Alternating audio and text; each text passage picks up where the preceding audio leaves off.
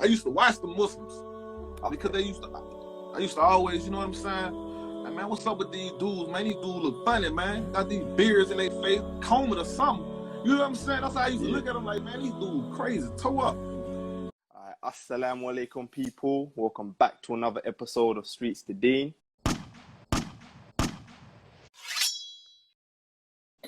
Akhi, can you introduce yourself, please? All right. My name's Sadiq Nasir, which means truthful and sincere defender. I'm from Baton Rouge, Louisiana. MashaAllah, MashaAllah. Akhi, how old are you? I'm 32. 32, MashaAllah. Tell us a bit about your childhood, inshallah. Growing up in Atlanta, what was that like? Well, growing up, you know, it was a struggle. You know what I'm saying? Didn't have this, we didn't have that. You know, peanut butter and jelly sandwich, oatmeal at night. You feel what I'm saying? And my grandma used to try to force me to go to church and forcing me to sing in the choir and all this other stuff. You feel me? You know, and stuff like that. And then, you know, at a certain age, I started getting in trouble running the streets at like 12 years old. I went to jail for some stuff at like 12 and got out, going back in every year all the way up to 14 years old. When I turned 14, I went to juvenile jail and stayed there until I was like 16. You know what I'm saying?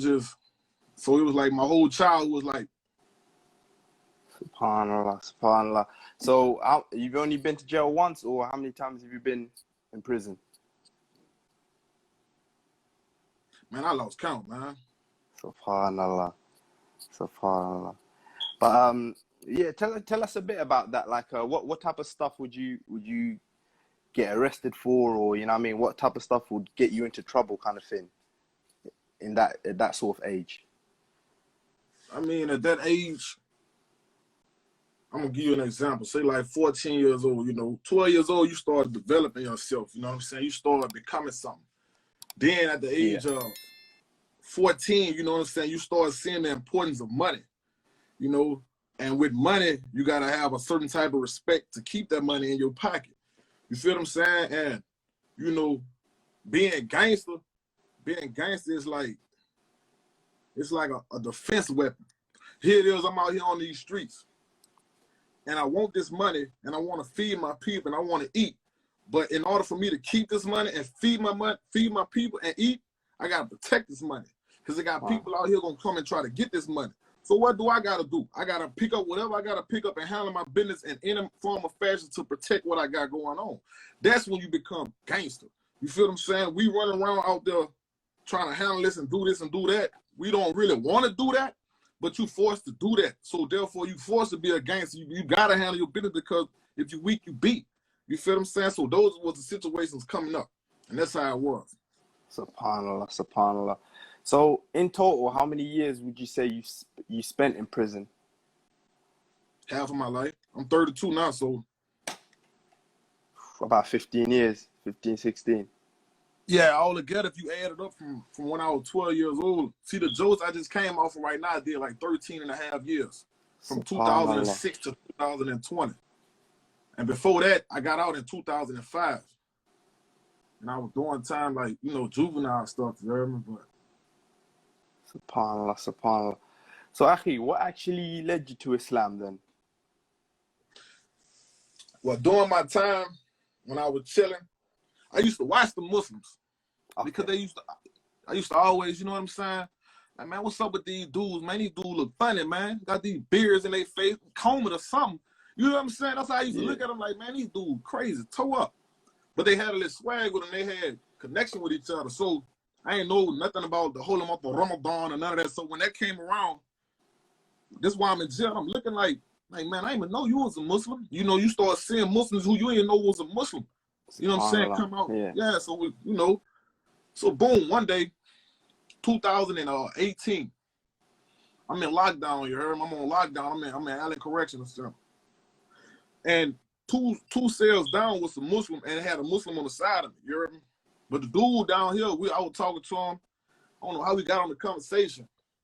But I told him, I said, man, I thought about becoming a Muslim. You feel what I'm saying? But I had to read the book to see what's up with it, because I'm not just gonna put my life inside no book and just run off with it.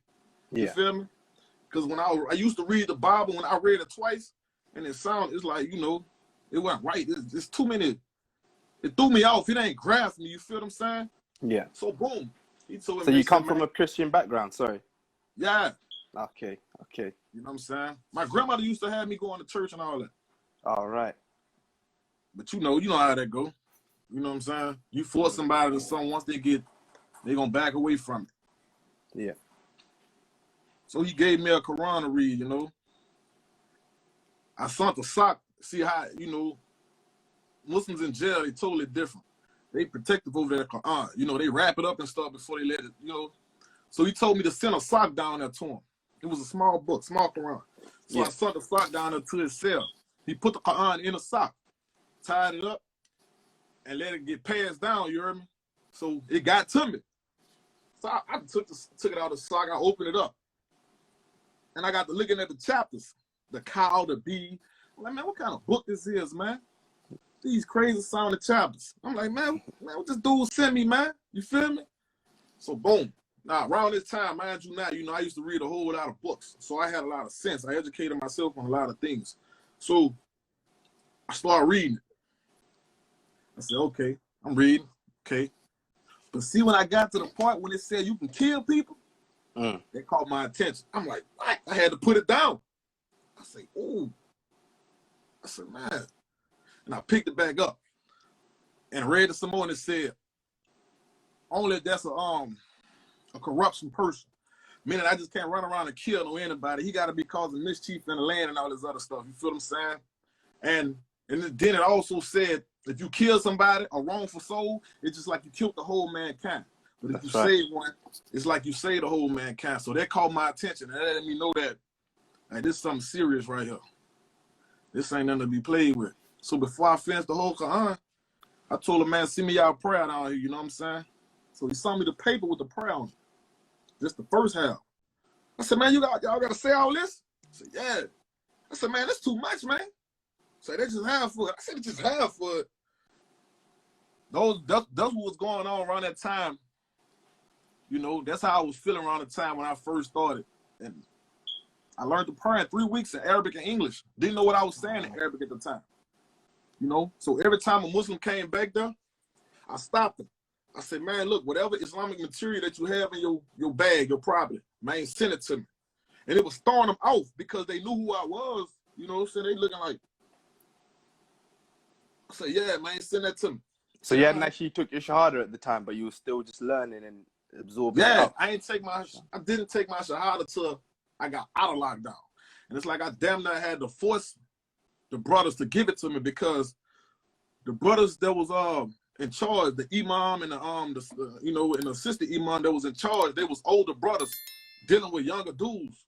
Yeah. You know what I'm saying? So I had to damn near force them. I said, man, look, what I gotta learn just to get my Shahada.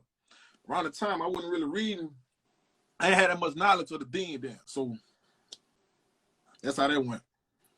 SubhanAllah, SubhanAllah. So after you took your Shahada, what was that feeling like? You know, the moment you then decided to take your Shahada with the Imam and you was in jail, but you had brothers around you. What was that experience like? Man, it was like you broke a world record right then and there.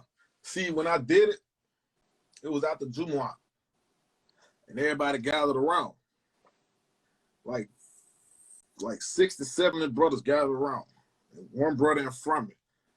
And said, lift your hand up. And see, when I did it, the faith had already entered my heart. You feel what I'm saying? So I was already Muslim by heart. But when I did it, it felt good just to proclaim something like that and be firm upon it in front of everybody. That was big to me, you know what I'm saying?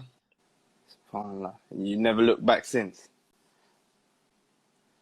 But you know, I'm human. I go through my struggles, you know, have my ups and my downs, you know what I'm saying? But I'm not finna, I ain't Muslim no more. No, man, you know, I ain't gonna do all that.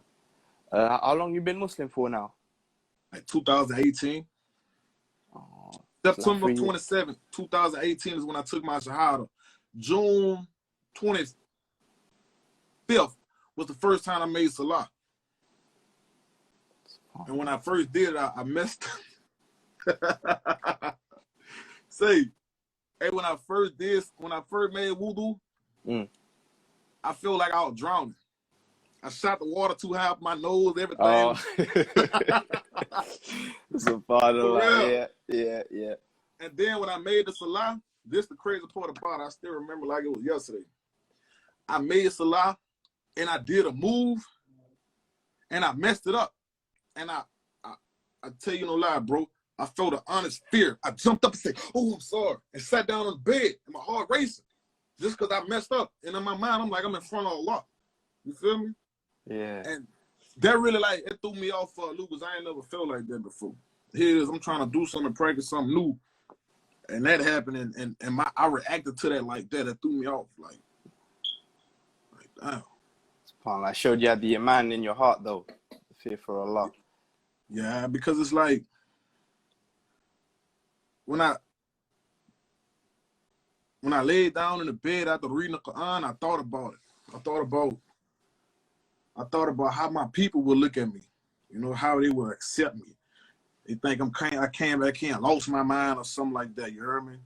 Because, you know, people start talking different after they've done a little time in prison. They got it. I'm talking about after like 5 years. You know, you ain't 2-3 years. You still the same dude. But after like 5 years, you really in there. You start making changes. So I'm laying in the bed. Like I was saying, like I laid in the bed and I got to thinking about how people's gonna look at me. You feel what I'm saying? That was actually gonna be my next question, actually. Like how did your family take it when they heard you become Muslim and stuff? I mean, on the surface, they accepted it. But in the inside, I know they thought I was tripping. Wow. You know what I'm saying? Because you know they think our God is different. So you know, when I talk to them, I don't talk about Jesus with them. You feel what I'm saying? Because if you notice, they agree with every Muslim, every prophet until it come down to that one prophet, Jesus. You hear me? That's when all of. So we're gonna talk about these other prophets, Zechariah. We're gonna talk about Job. We're gonna talk about who else? We're gonna talk about Moses, Abraham, stuff like that. So when I talk to them about that. You know, and when they seen that, now every time they came visit me, I had something new to tell them about this, that, and the other, and they can relate to the stories.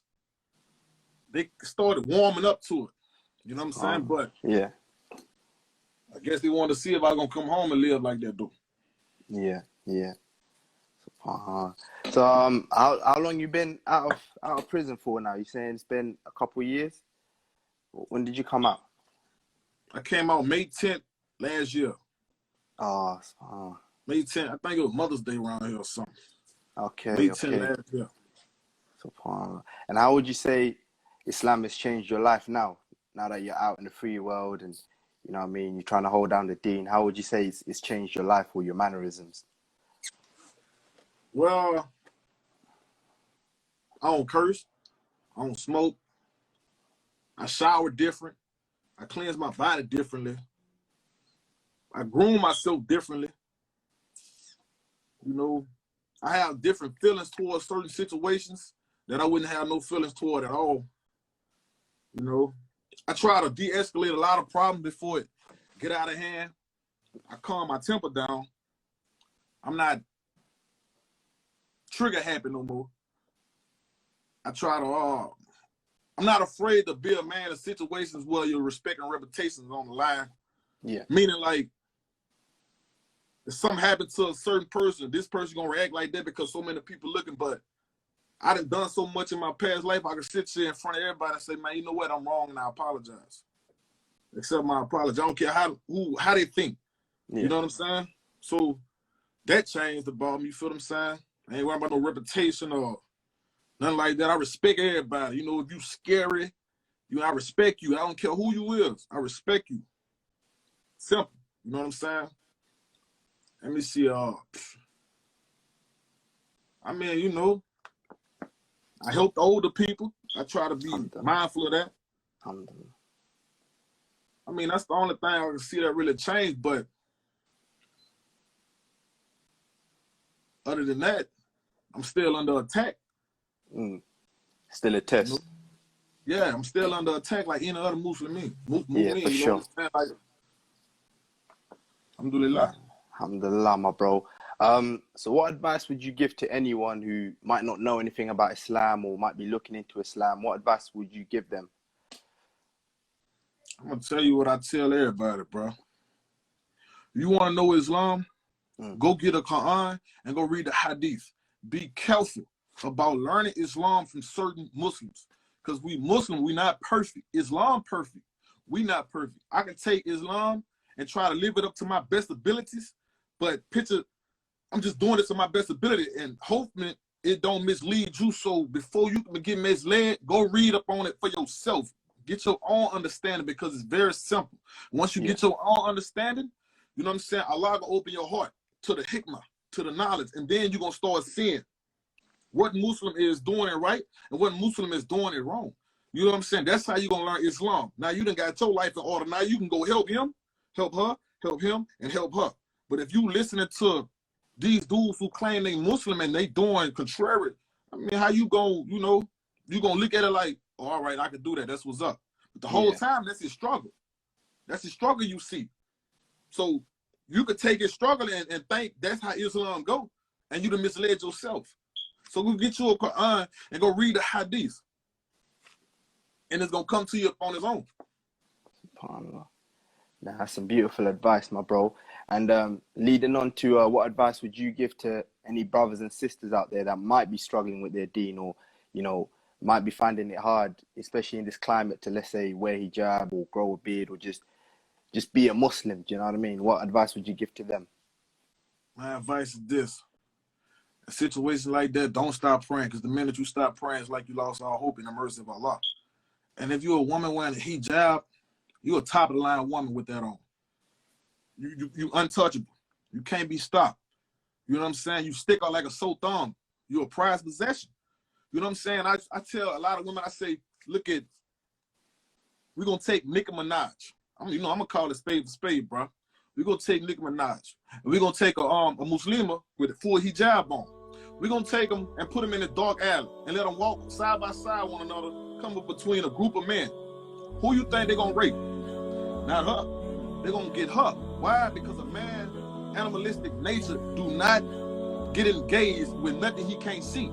How can I get aroused with something I can't see? I don't see your curves. I don't see this. I don't see that. But see this right here? Oh, I see this. I see that. I want this. I'm finna attack this. And that Muslim, that Muslima, she just gonna walk clean by.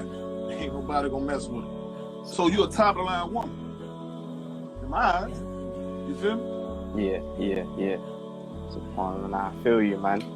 But Jazakallah for telling your story, brother Sadiq. Is there any final words you wanna put out there for the people? Yeah, I got one. Don't stop praying. We all struggle. We all strive. Just don't stop praying. Period. Don't stop praying. Cool, my bro. Jazakallah, I appreciate that, man. I was chatting to you on the private messages and that, but I really appreciate you coming up, you know, sharing your story, sharing your experiences. I ask Allah to keep you firm, keep both you and I firm, you know, and inshallah we do more for the sake of Allah, bro. Alhamdulillah. Assalamu alaikum wa rahmatullahi wa barakatuh. Wa alaikum salam wa rahmatullahi wa barakatuh. Alhamdulillah.